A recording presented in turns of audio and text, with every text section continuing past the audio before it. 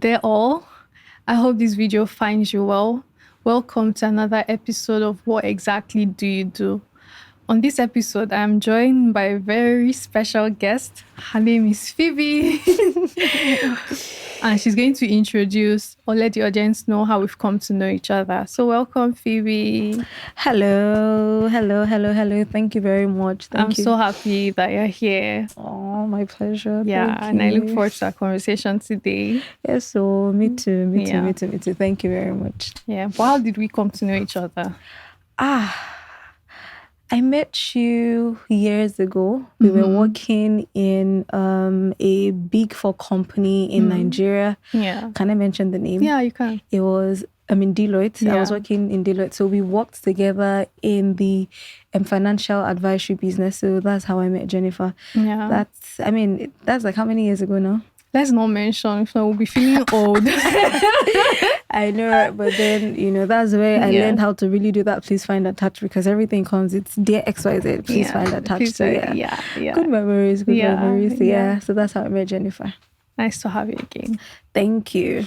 So before we dive into questions, we're going to do an icebreaker session where we break the ice. Okay. Yeah. Okay. So just pick. I don't know if your hand can get to it. Hey. Well, it looks like I guess we're breaking a lot of ice. Just one ice. So, hey, God, see the question, guys. What's the question? They said, what is your favorite thing about being an adult / being independent? My dear, I can't see. There's no favorite.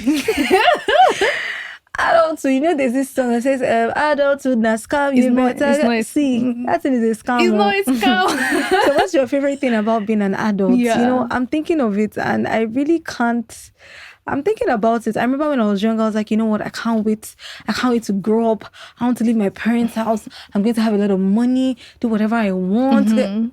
See, it's really not like that.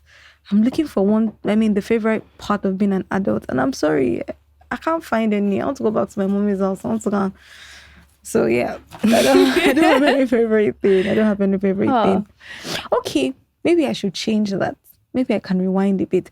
My favorite thing about being an adult now is because I've come into a better understanding of maybe who I am and what I would like to do in my life. And I like the fact that my life right now is currently impact focused. So a lot of the things I do personally, a lot of things I do with my work, a lot of things I do even outside of work, a lot of it is really focused on helping individuals, helping them become the best of who they are and who God has called them to be. So I think that's one of my favorite things about being an adult now, working in more understanding and clarity about my why. Yeah. So yeah. I finally found something. Yeah. So yeah, thank you. All right. So we're going to jump in. Okay. Phoebe, what do you do and how long have you been doing it for?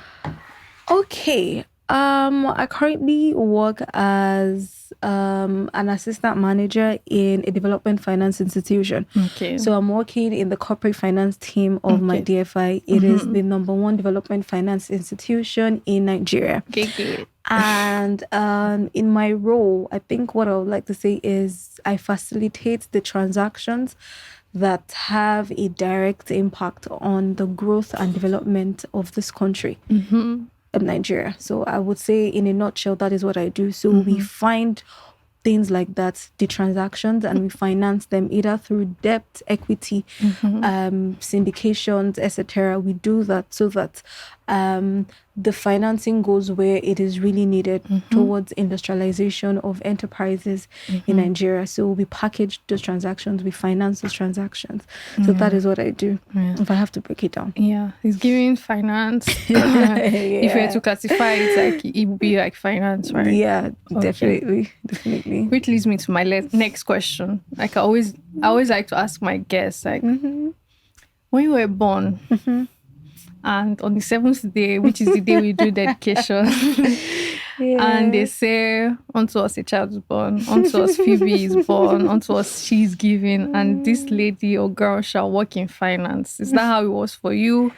Or if that wasn't the case, how do you come to work in finance? Just take us through your journey from like secondary school to university, choices you had to make, and work, and then getting into finance, the whole journey. Yeah. Thank you very much. As you were speaking, something came to my mind, and that is your career choice is not the end in itself. It is just a means to an end. So I think there is something unique about every individual. There's something that is burning on our inside, and many times our choice of career is just it's a potential pathway to get us to that place. It is not the end in itself, right? So let's backtrack, where it all began. By the way, I'm a lawyer, I am a chartered accountant, I'm a chartered banker, and there are so many other things, that are also attached. So how did it start? I remember when I was younger, to be honest, how did it start? It was a love for books, love for reading, right? So, I just always loved reading. In fact, I would hide out if they're looking for somebody to do house chores. If they can't find me, if they can't find Tumishi, because my name is also Tumishi, they can't find me, they know that I'm probably somewhere, I'm reading a book. So when it got to the time to the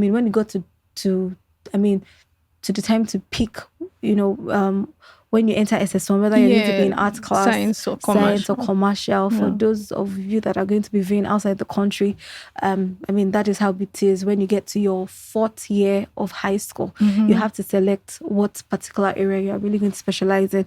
And then for me, it was a no-brainer. What do you love reading? What do you love to do the most? Reading. If you're in art class, you're going to do courses where you get to read more. Other courses where you have to calculate, I was not really, really good at math, so I just really ran away from science class, commercial class. I knew that maths will come and find me there. Okay, go to art class, you do literature, you do government, you do CRS, you do, so that was my initial motivation. I've discovered that some people very, very early in life, they have it all figured out, or they appear to have it figured out. If you ask them, what do you want to be? Some people say, oh, I want to be a pilot. When they're 5 years old, pilot. When you're 15, what do you want to be? I want to be a pilot. When you're 20, oh, I still want to be a pilot. So unfortunately, it wasn't really that for me. It was just about, okay, find a love for reading and study law. So I think that was how we started. Now, how did my journey into accounting go?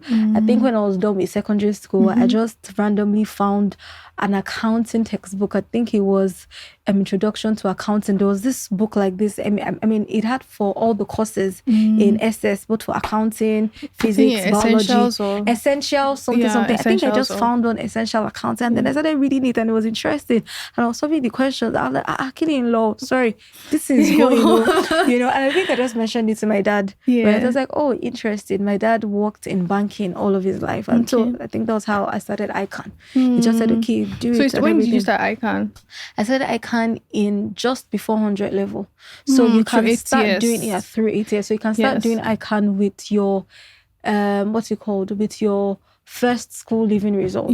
So I think that was how the journey into ICANN started. At this point, I would not necessarily say that I still had it figured out. So what I usually tell younger people is, whatever your hands find to do, do it well while you're still in the process of finding out yourself. And many times you find that the purpose is not really a destination, it's really a journey, right? So as you move, as you progress, as you acquire knowledge, as you get more exposure, you will find more clarity about what really makes your heart beat and what you really want the entirety of your life to work to revolve around. So when I started in law and then I started doing accounting on the side, what I knew in my heart was, okay, I love reading. Another thing I knew about myself was that, I'm passionate about making things right. Even if I didn't have the full dimensions of what that would look like. All I knew was I wanted to live everywhere better than I found it. I wanted to cause change. I wanted to cause impact. I didn't really know how. So at some point when I was in school, and then it was time, I think it was for my final year, I was thinking, you know what? I think I'm going to go into tax law, because now this is going to be a blend between law and finance. I think, there's a lot we can do in Nigeria with respect to the tax law. I just knew I wanted to cause a change, to move people from point A to point B. And that was what was burning in my heart. But I find that the more you go, the more you learn, the more you're exposed, the more you begin to fleshing out what is already in your heart. So I think that was how it started. started, and the turning point came years down the line. I think shortly after that, when I started to get involved in humanitarian outreaches, and then I discovered that, you know what, this is it. I remember going to an underserved community, and then I saw poverty in one of the starkest forms ever, and it's birthed something within me that said, no, we cannot go on like this. And I think that's where the passion for development finance came. I got involved in a lot of NGO outreaches. We did a lot, things related to education and poverty. We did, so many themes, both, and especially targeted towards young people. And then I discovered that, what I'm really passionate about is causing change and transformation and moving people from point A to point B, from 0 to 100. Now, let me tie everything back in. And then I realized that, you know what, that change that I had always wanted to be a catalyst of or for. English fails me. I don't know if it is catalyst of or catalyst for. I think I now found my North Star, in the sense that I would like to blend my knowledge of law and finance to create policies that, truly serve the people, and, that brings about the outcomes that are necessary to take this country from where we are to where we really need to be, to where we are globally competitive and we're not really a scorn in the nation. And that is where development finance comes in. So you can have your normal private sector finance where it's really just about the profit for the shareholders.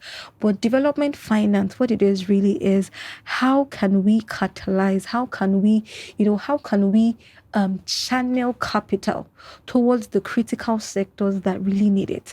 So it is really financing, but for development. So how can we raise money that would go towards causes that are very impactful, such as SME growth? How can we finance healthcare on the African continent? How can we finance education? Because truly, there's nothing that is worthy, or there's nothing that is good, or there's nothing that is there is nothing that is truly of catalytic impact and scale that is not backed up by financing. So I think that is where I eventually found my that is eventually where maybe I found my greatest sense of fulfillment, and knowing that the work I do has translatable impact into everyday lives. You can link it to jobs, you can link it to healthcare, you can you can begin to trace the multiplier effect of what I do. And I think that is how the whole story of how I eventually moved from law to finance, and now I'm in the development space. The next question was going to be what's DFI and but you already went into it a bit, right? You already explained what DFI is. But if we wanted to now take a microscope and examine what DFI is and the different functions that are available in DFI. I know you mentioned that you're in corporate finance, but I know that there are also other units and teams, even within finance, outside finance, and all of that stuff. So I just wanted our audience to get a sense of, yes, I know that DFIs, they allocate money, but what if I'm a tech bro? Can I work in a DFI, that kind of thing? So Okay. So a DFI is a development finance institution. That's what a DFI stands for. Now we need to know that there are other organizations that work in the development space, but they are not necessarily development finance institutions. An example and another thing to note is that there are DFIs on a national scale. There are DFIs on an international scale, a multilateral scale. For instance, let's take a World Bank. World Bank is a DFI, right? But it is an international DFI because it is really made up of other member states and all of that. So I'm working with a DFI in Nigeria. Now, here's the thing we need to know about a company that is a DFI. As I said, you may be working in a developmental focused organization. It's not necessarily a DFI. So for instance, the WHO, that is the World Health Organization. It's a development focused agency. There's another one that is UNICEF, UNICEF, all of them like that. Yeah. I mean, they usually have a development focus or a developmental length, but they may not necessarily be in the financing space, right? So that's also one thing to note. But just picture a DFI is, for all intents and purposes, a financial institution. But the difference is that while a financial institution such as a bank is focused on their bottom line, so they're declaring, oh, we made XYZ billion in dollars, and they're declaring their revenue, their balance sheets, and that is really the metrics of success for them. For a DFI, the metrics of success is impact. The metrics is how many jobs did you create directly and indirectly.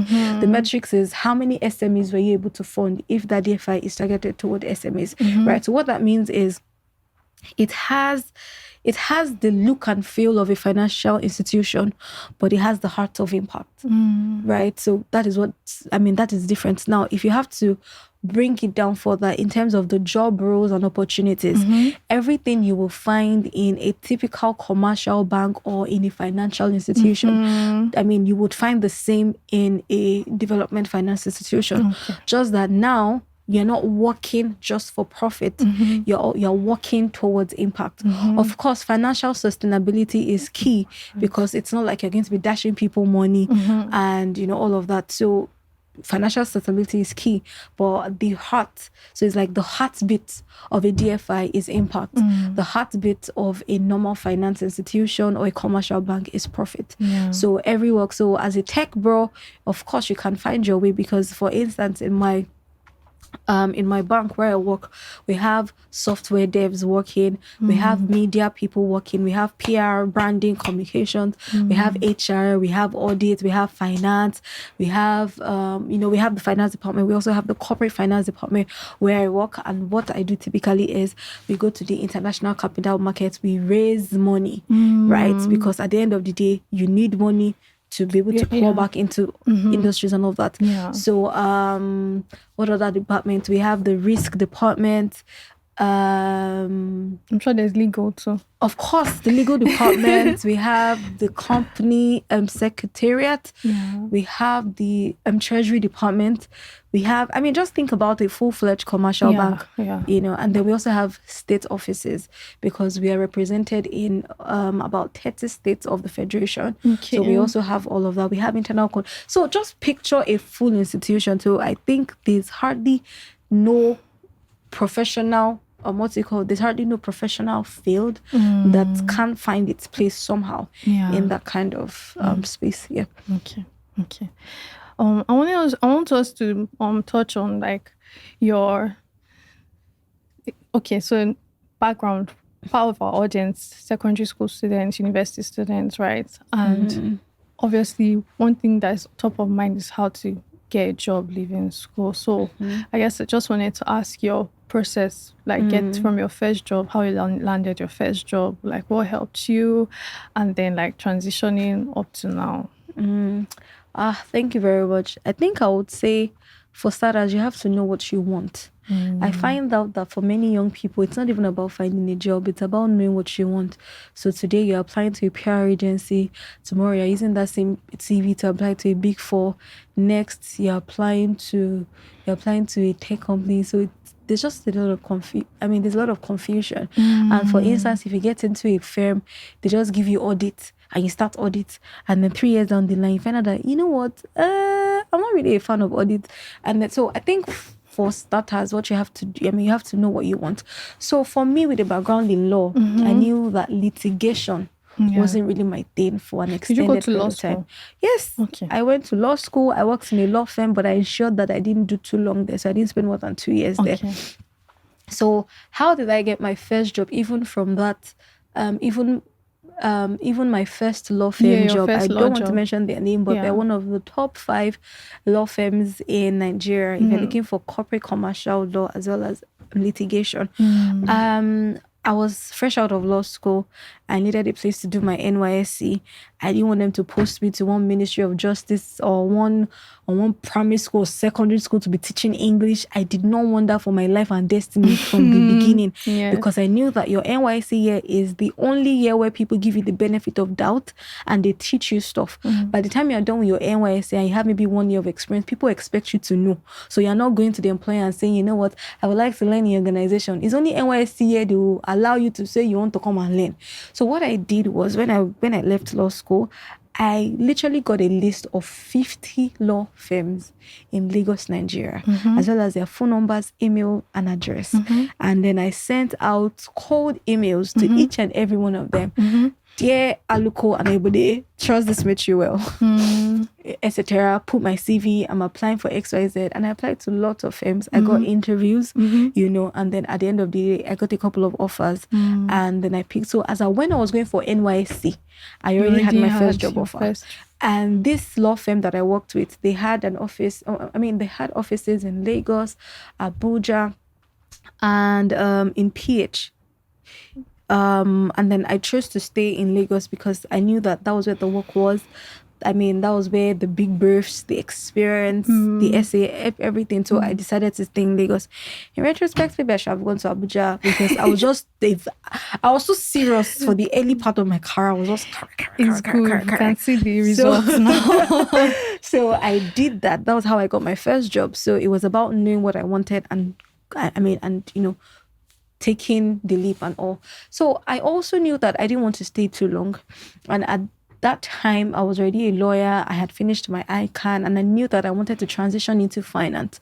Now, here's the thing. With just a law degree, if I applied the normal conventional route, I would have been placed in the legal department, for instance, of a financial institution.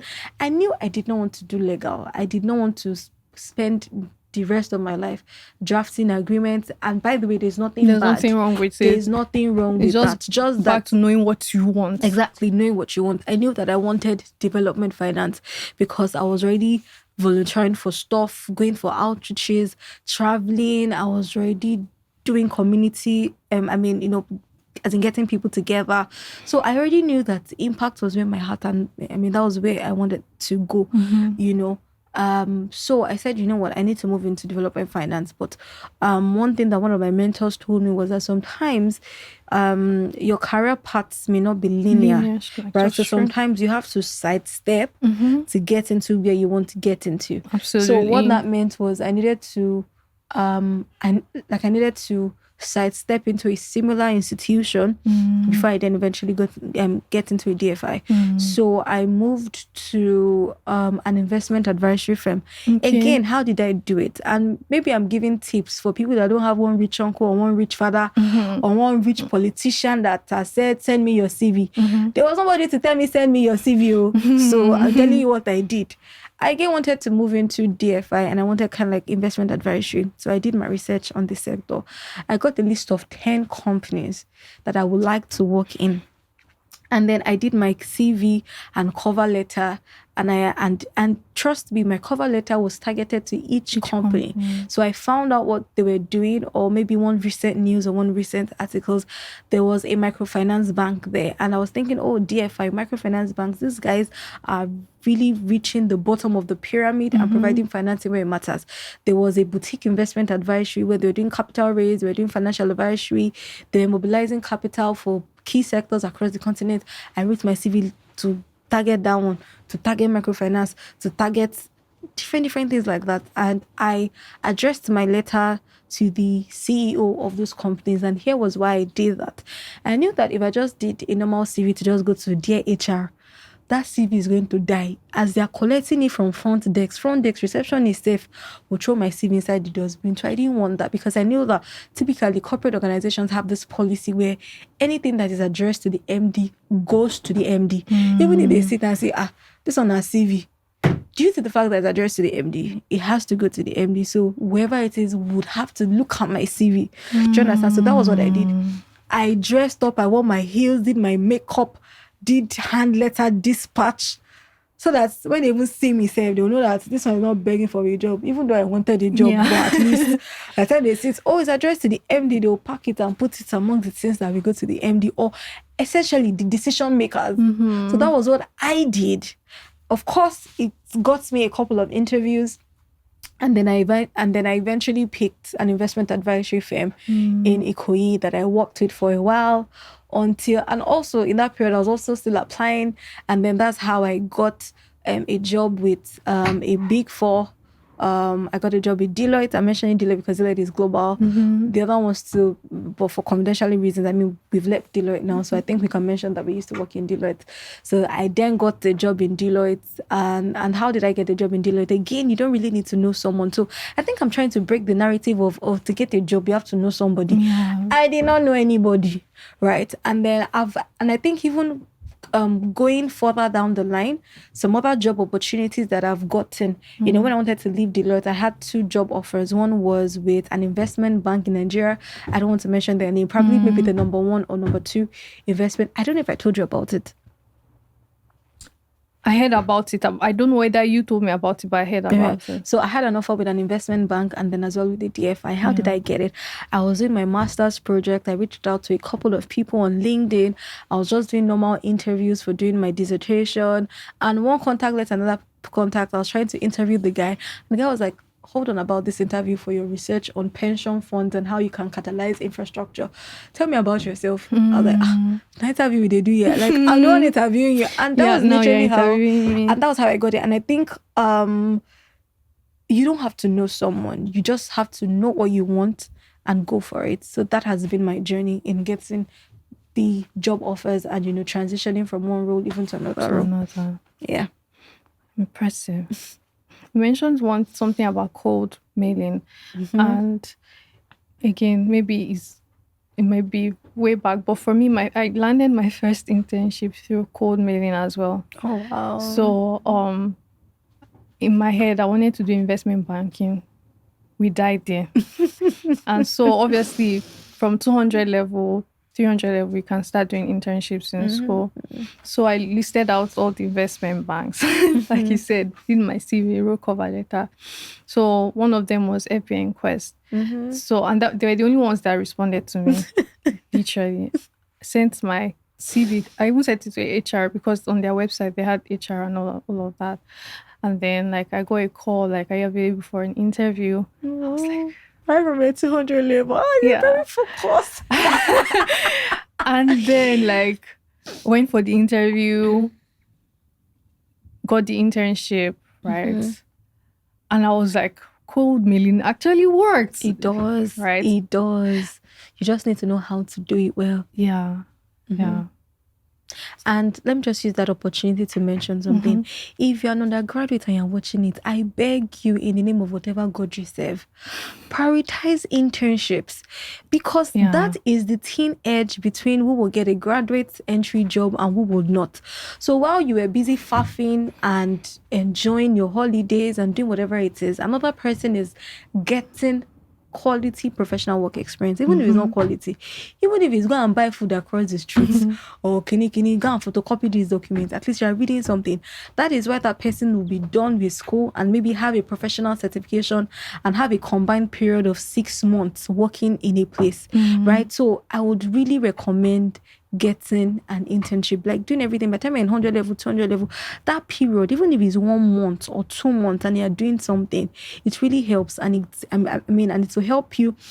You can put those experiences on your CV and you stand a better chance of getting an interview. I think for many people, the hardest part is getting the interview. If you can at least get an interview into an organization, that means at the very least there's something about you that has caught their interest. You are one step in when you get an interview, after which you just need to really do well on the interview and nail it, and that was great to get it. Yeah. Spot on. If there's anything that is common amongst all the sessions that we've done or all the episodes that we've done so far, is that internships are important, because for some people it helped them know what they did not want. Because they're fixated on something, and when they did the internship, fam, who is doing this, right? Honestly, it is a very low cost low risk way to know Yeah. what you may like or what you may not don't like. And maybe interestingly, maybe that was how I knew that going to court litigation was not for me, because right from my 300 level summer, 400 level summer, I think even in my 200 level summer, right, I did internship. I went to law firms, and you go to court. Court did not sit today. What happened? Maybe my lord has a headache. I don't know. My apologies. My lord has headache. You carry everything. You carry your brief. Court did not sit. You come back. My lord, do you have headache? Maybe not headache. My apologies, please. But for any reason, and then after preparing, and then I realized that what, maybe this litigation is not for me. So at the very least, it helped refine some of the things that I knew that what, maybe not. So that goes back to the point where I said exposure is very important. The more exposed you are, the more you know the opportunities that exist. For instance, a child in a village somewhere, in maybe one community, that has never seen a plane fly above his head, he can never conceive. It can never enter his imagination that he can become a pilot, because he has never seen a plane. He does not know what it is. Exactly. So the moment he's exposed to something and says, oh, what is this? Oh, it is a plane. Oh, so that means there's some people that fly it. Is it human being or machine? Oh, is it, okay, what course did they read? Exactly. Oh, they read aeronautical engineer. And then your mind, so it's like a new vista opens up in your mind as to what is possible. So exposure, I cannot underestimate it. Exposure is really good, especially when you're starting out. The good kind of exposure. I need to put that caveat now there too. So yeah. Okay. So I want you to walk us through a day in your life as an assistant manager at the DFI. Do you watch YouTube videos day in the life? Here's the time. Sorry? Do you watch YouTube videos like at work? No, not at work. Oh. Normally, like, have you seen all those like day in the life videos, like that they wake up?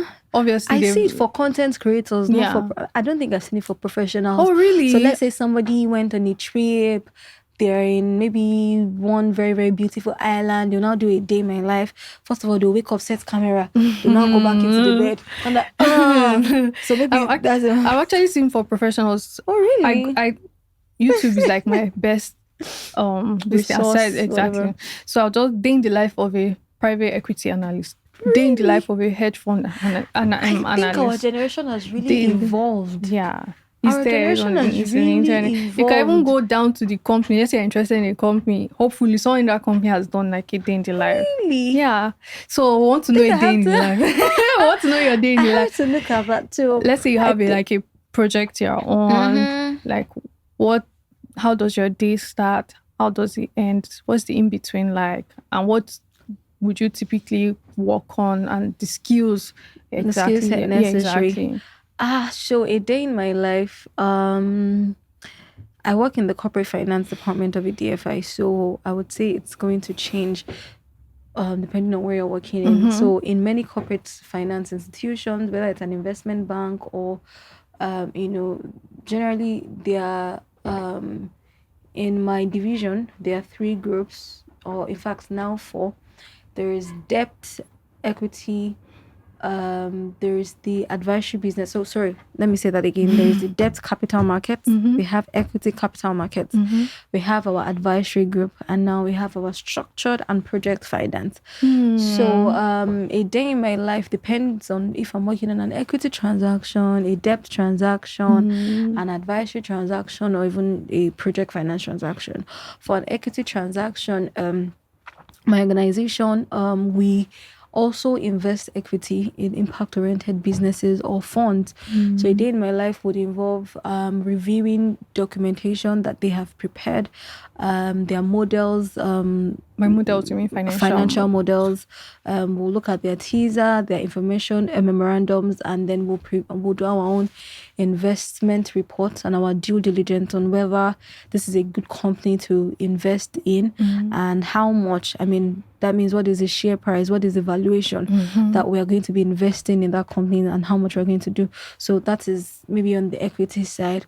On the debt side, what's for my organization primarily, what we do is to raise capital from the international capital market. I don't want to mention specifics, but we raise money to the tunes of billions of euros, right? Because we want to support Nigerian MSMEs. Yeah. And my organization is not many people think it is a government ministry or a government agency, but it's a private organization. It's a private agency just owned by some. So it's like a state-owned enterprise, but it's not the typical ministry or agency that you have in Nigeria. So we have to raise money. Government is not giving us subvention. They're not giving us, bailouts or something like that. So the debt group, if it's a debt transaction, and there's even one that I'm on now, it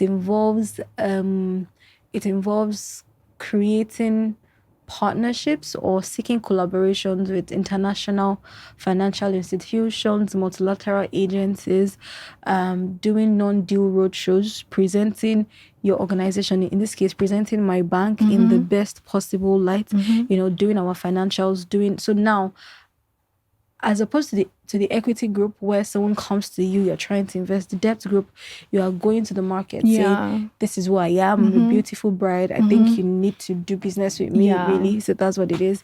Under the debt group, and all the transactions, meetings, going through term sheets, doing the negotiations, etc. Then for the advisory group, what we do is advise other businesses, SMEs, etc., on how best to move their business forward. And the advisory group is such that it sits across even other groups within the bank. So for a company that wants to raise capital, there's another transaction. They were trying to raise capital through private placement. It's a company in the healthcare sector. So what we did in that sense is we helped them, we packaged them, and looked for investors to say, hey, there's this amazing company, do you want to invest in it? That's really what it means, going to HNIs in partnership with other organizations as well, so that they can invest. Now on the project finance, and the structure of project finance is large-scale infrastructure projects in Nigeria, such as airports, railways, transport infrastructure, maybe a company that wants to, manufacturing. There's one company, there's one transaction, they want to transition to EVs, so they're working with maybe a state-owned organization. They want to so that transition from fossil fuel, and then there's also a lot of, and in my day-to-day, I also manage a sustainability related project. What it involves speaking to, because now what we want to do is we want to finance climate related projects, or projects that have a positive impact on the environment, in terms of a reduction in the number of emissions. Emissions, as a carbon emissions, etc. I'll say there's a little bit of project management in there. So my day-to-day, or in summary, my work involves a little bit of law, because I still review agreements, review documents. True. It involves finance. I'm reviewing models, I'm creating investment documentation. It involves communication, because of course you have to speak, you have to make presentations, you have to negotiate, you have to communicate. So it involves little bits and pieces of everything. So at the end of the day, also, no knowledge is wasted. Exactly. No knowledge is wasted. Whatever it is I learned. So everything, it's, and knowledge is progressive. So you really just layer on the knowledge you learn, and you never know when you will need something, and you find out that you have it in the resources of your area. Yeah. So basically, a day in the life changes depending on the transaction. I think that's the word. It changes based on the transaction. Yeah. All right. So I want to touch on skills, right? Obviously, you mentioned model valuation, and you have law background, a background in law, and then even when we did them, I don't think they taught us modeling and valuation. So at what point did you acquire those skills, and how did you learn it? Where did you learn it? And possibly resources that people can leverage to learn those skills. Okay. So with respect to skill set, I think it's dependent on the career path that you want to follow. right? So due to the fact that I'm in corporate finance, and then some of what we do is really finance related. That's why I mentioned some of those. That's why I mentioned some of those skills, right? Valuation, financial modeling. So those are top skills for anyone that is doing anything finance related, accounts related, maybe even biz admin. If you're in school, please get skilled. And then some basic things. I think the fundamental of everything is get skilled in Microsoft Word and the suites of what's it called? Microsoft Office suites applications, everything. Microsoft Word, PowerPoint, Microsoft Excel. Those are the first three. Word, Excel, PowerPoint. Because whatever you do in financial modeling is a layer. Do you understand? I mean, it is the fundamental of financial modeling is Excel. You need Excel for financial modeling. So get skilled at the very minimum, or basic. You really need those tools. And then for the finance world, I would say every other thing you would add is a layer on those other ones. I don't know if I'm really hitting it, but for the most part, that is it. There are also other skills that you may not learn in a textbook, e.g. communication skills, e.g. presentation skills. There are some things that are, when we're talking about skill acquisition, we have soft skills, we have technical skills. So technical skills is the Excel, financial modeling, evaluation. Soft skills is communication. Soft skills is emotional intelligence, knowing when to say something, knowing what to say, knowing how to read the room. So there are also soft skills that are also necessary. So make sure you get both. So did you learn it on the job, or did you take personal studies, self-studies as well? So for soft skills, you learn it before the job, you learn it on the job. You learn it after the job. Even for technical skills, I would say, so due to the fact that I studied law and I went to a private school, I don't know about some federal schools some federal institutions that you say maybe they're the best. At the end of the day, they're writing code for them on the board. I did not go to such. No shades to some federal universities. Who are you shading right now? I'm shading some federal universities. But anyway, we used to do like assignments, projects, so there was a lot of all of these things. So I had a basic knowledge even when I was going through school. Some of these things, they're fundamental. They wouldn't teach you by the time you have it, So, but then eventually, I went to EduBridge. So EduBridge is what would I call them? They're a workplace preparatory organization. Does that make sense? So they do trainings. They teach you how to use all of these things I just mentioned, financial modeling, valuation. So I think that was my first intentional experience. My organization did not pay for me to go there, but I think I identified that for the next level of my career, that was a necessary skill to have. So I think I first of all went to EduBridge to get that knowledge. But the thing about Excel, financial modeling, valuation is you really have to be working with those models on a day-to-day. You have to, it's hands-on, but at the end of the day, no knowledge is lost. Exactly. I think my organization also sponsored certain kinds of trainings for me, which they've been very valuable. But I have to mention it here that you have to take charge of your career. Your organization will only mold you into the best version of that professional that they want you to be.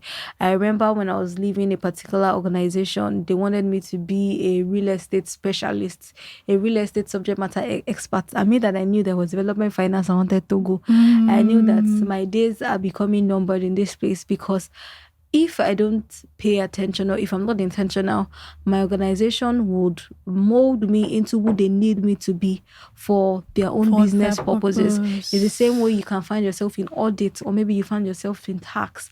I have a friend of mine, he's in tax and he does not like it. But when he entered the company, they put him in tax. He has spent years in tax. Now he's trying to move into investment banking, and it's hard, because by the time you have 5 years on your CV, do you know how to go and start at entry level? Exactly. So knowing what you want to administer, I think is really, really good. And your organization, take charge of your personal learning, take charge of your improvement, take charge of your personal development. If your organization chooses to train you, fine. If they don't, also fine. Do you understand? So I can personal money, CIBN, personal money, law school, personal money, some other certifications I've done, personal money. So your organization may choose to give you because at the end of the day, you're doing these things for you, not for your organization. Yeah, the knowledge is yours. Knowledge is yours. The name on the certificate is yours. Yeah. So if they choose to train you, fine, but you need to take that initiative. You need to think ahead. What do I need? And sometimes we need to be very, very honest with ourselves. Am I the best person? Like, if they were to pick someone based on competence, based on qualification, would I be in the top 5? Would I be top of mind for anyone that wants to pick me? So if you've identified that, okay, this is an area where I'm lacking, this is a skill that I need to get into this sector, this is the knowledge that I need so that I will have an edge, begin to do it. And just develop yourself. Have it as one of your goals. Yeah. You touched on something that resonated with me, which is something I usually ask myself. So even if I'm like, just in terms of like, maybe it's for those that are curious, but when I see someone that knows something that I don't know, like I want to know it, right? And then I'm like open, like I'm a sponge. I want to like soak it up. And that comes from curiosity. I'm very curious about many things, like our work, this work, like work specific. And then I don't know. I also think that, I don't know. I'm not sure I'll ever get to a point where I'm like comfortable and say I know this thing, because I feel like there's always someone that knows it better. So having that type of introspection like pushes you. Yes, there is a thing of now time. But first you have to be honest with yourself and all of that. Like if you check my own saved things on YouTube, all the things that I say I want to learn is a lot. But now trying to allocate like time and resources. But you need to be honest with yourself. True. For knowledge to enter. If you are full, nothing can enter inside. True. Yeah. We should have like a bell on this so that you when someone says something profound, you just that was totally unplanned actually. Yeah. But you said something that resonated with me. So what, in your opinion, do you think are characteristics of a successful employee? Characteristics of a successful employee, or an employee that will be successful. I think there's something that I saw the person said, or maybe I read it somewhere, says hire for character, skill can be taught. At the end of the day, a lot of the things that we're learning, a lot of it we learned it on the job. A lot of it there was someone that can actually put us through. True. But that character, that willingness to learn, that humility, that teachability, that proactiveness, that curiosity, that interpersonal relationship, some of these things, you wouldn't see it on the CV. Do you understand? So I think for someone that wants to be successful, you need to have those attributes, right? Of course, we know there are some things that are very generic. We hear that all the time. Be hardworking, be ambitious, be focused on your goals. All of that, that is very well and good. But I think many times it's really the soft skills that take us far, not necessarily the hard skills, not necessarily the technical skills. The technical skills are good, but it will get to a point in your career where it's not really the technical skills, because it will be taken for granted that you already have the technical skills. So it's really the soft skills that will now distinguish you, and maybe determine how far you go. So the attribute of someone that will be successful, all of the generic things, hard work, focus, discipline, consistency, these are buzzwords that we throw around, but when it comes down to the doing, you realize that these things, but so all of that, as well as having a good character. And character is in different ways, integrity, competence, capacity, those are the things. Humility, teachability, willingness to learn, these are some of the things that would take you far. Yeah. I think as you were saying, I was thinking to myself, as I started a company, like if I was, for me, originally, the one thing that I'm looking for from anybody that I'm going to employ, willingness to take initiative. Right. That thing irks me, like because for me, I feel like you can, just like you said, like you saw a problem and you wanted a solution, and then you're now thinking, how can I, not waiting for to be told. So like in a company, for example, and most especially if you say small company are building things up, we want people that can also that have like independent minds of their own, that can think and say, oh yes, we want to do this visual this way, but how about this way? And then you're already taking steps, like these are the things, not like waiting for someone to tell you to micromanage you, because not everybody likes to micromanage. Some people actually want people to grow, have initiative, do and all of that. So when you're comfortable that okay, you know what, just run this whole show. Like I trust you, I'll go and do something else, right? So I think initiative is important. I think I'd like to add something. I think initiative flows when the employee has a sense of ownership about that thing. Exactly. If the employee does not have any sense of ownership, you shout from today to tomorrow. My own is there's this thing that we say in Yoruba, Ogata, Ogauta, Owo Alaruakwe or something. I don't know if I said it well, but what it means is if I like, let the business make profits. If you like, they should not make profits. My own salary. It will still come out. It must come out. So if that is the mentality that's that you have as an employee, you most likely you will not be propelled to take initiative. Yeah. But if you have an ownership mentality of your task and even for the business, you are literally one step ahead. Like, how can I take this transaction forward? What is the next thing we need to do? Yeah. And that is where the initiative comes from. Yeah. Profound. Profound. Thank you. So, do you love your career? I know the answer. You have answered the question. But do you love your career, and what impact do you see yourself making in this field in the next 30 years? I like the way you said it, 30 years. Many people don't think about 30 years. They have 5-year plans. They have 10-year plans. When you say 30, it's like, it's blurry. But I think for me, it's not so blurry. Do I like what I do? The answer will be yes. Have I gotten to the peak of my, what do you call it? Apex. The apex. Have I gotten? No. Yeah. That is it. So knowledge is progressive, impact is progressive, and should I say cumulative? So what was your question again? Do I like what I do? And then yes, what impact do you see yourself what making? Impact? Yes, in 30 years. There is, as I said, impact is progressive. In 30 years, I'm not laughing because I'm trying to think about it. I'm just thinking how to couch it.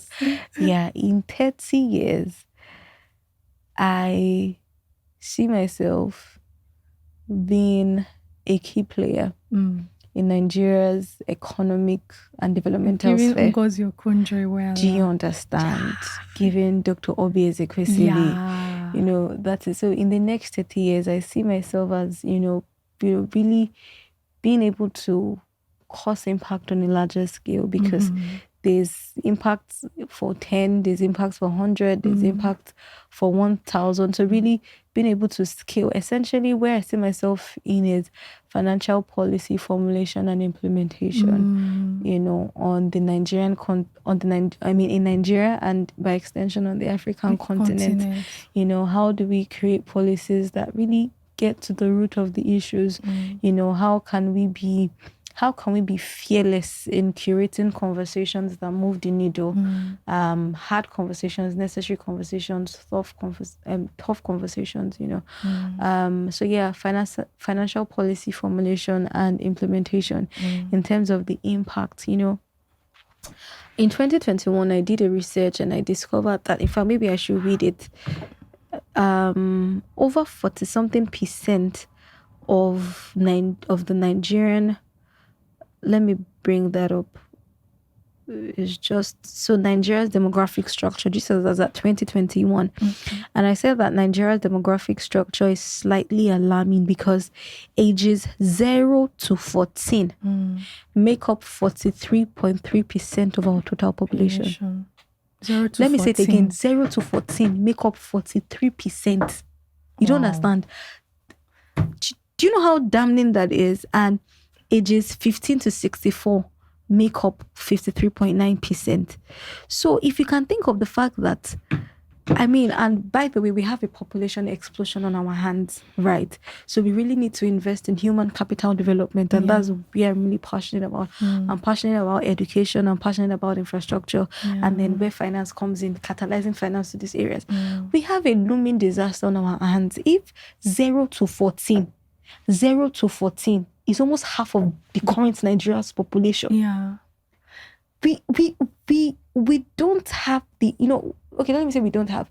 We need the infrastructure, both in terms of hard infrastructure and soft infrastructure, to convert them into productive members of society. Yeah. If not, our population is a ticking time bomb. We are the most populous Black nation on the earth. lots of, sounds fantastic, but if your population is not productive, Yes. we have a shrinking GDP. We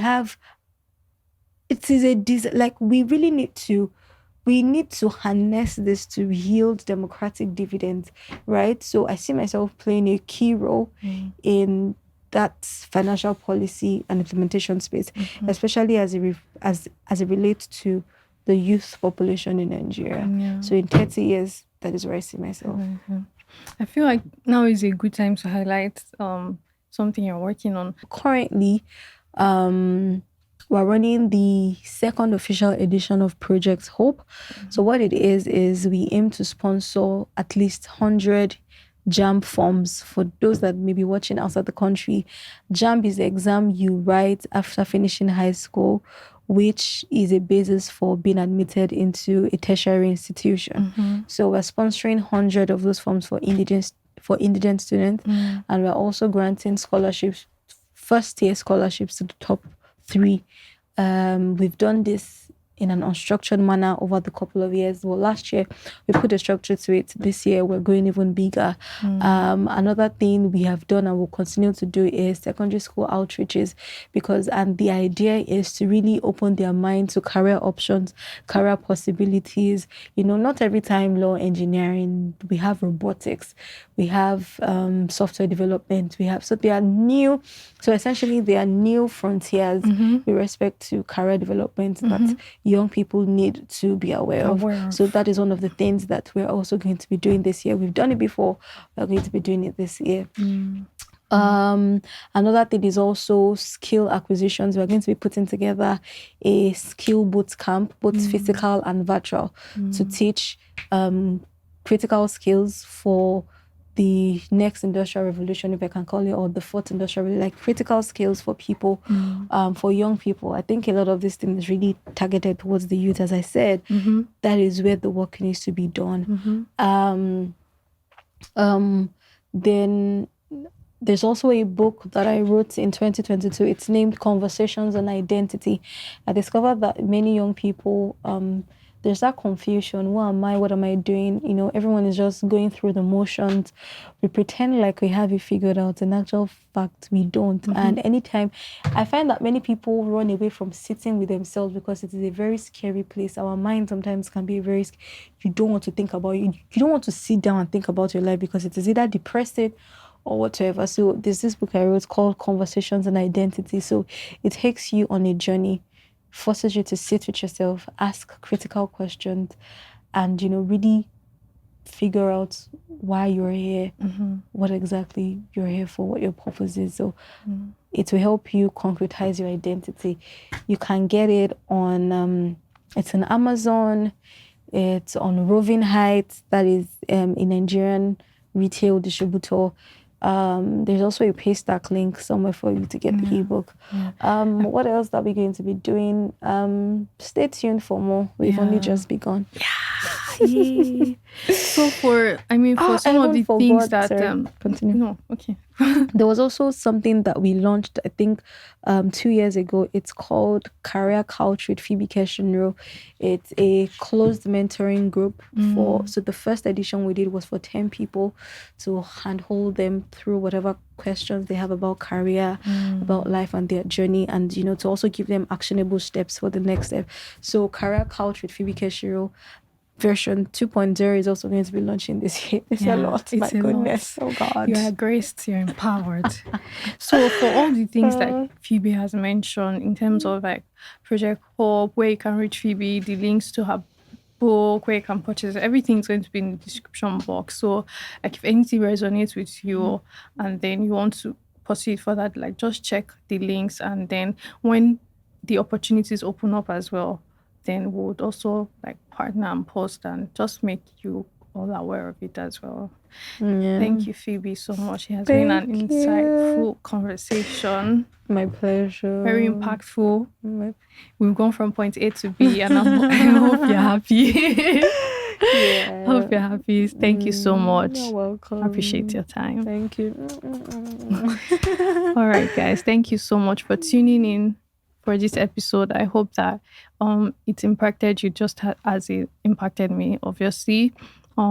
again, visit the description box to get access to all the resources that have been mentioned here. And if you have questions, clarifications, like just put it.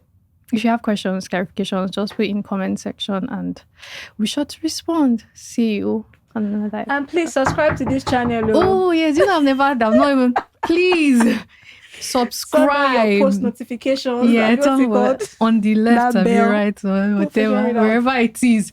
Subscribe, like, share, comment. I just feel like it's impactful, and you would be inclined to share with as many people on your group chat, your school group chats, anything. Just share it, and I'll see you in the next episode. Bye. Bye.